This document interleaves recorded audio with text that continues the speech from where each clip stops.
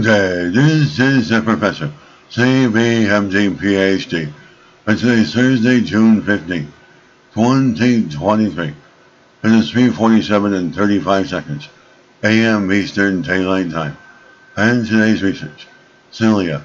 So let's jump to it here.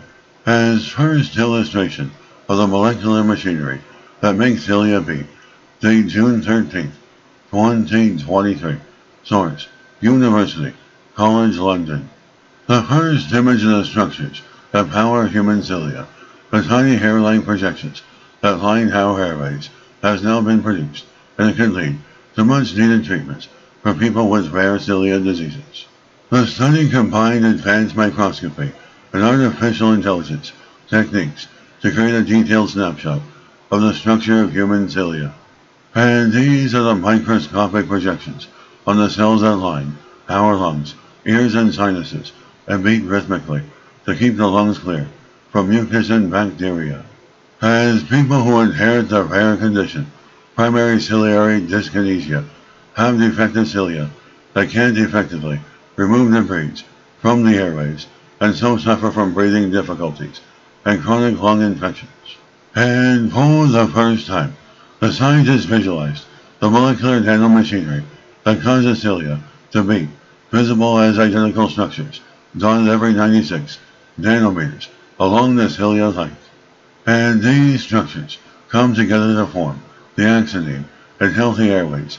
This complex structure is tightly controlled, with molecules precisely arranged to make cilia beat in a rhythmic, wave-like motion around 1 billion times a day.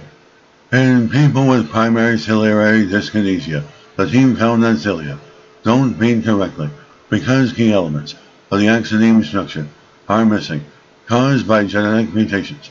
The new information can lead to new medicines that target these defects, making cilia beat properly. As molecular medicines are showing promise for other rare diseases, and COVID-19 research has unlocked new ways to deliver these drugs directly to the lung. And if they combine these new advances with the new findings, the hope is that they'll bring molecular medicines to people with primary ciliary dyskinesia within the next 5 to 10 years.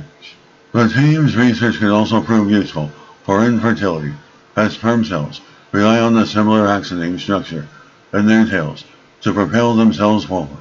In addition to human cilia, the team examined the axoneme structure of a single-celled algae called Chlamydomonas reinhardtii, which uses two-tail-like projections on its surface to swim.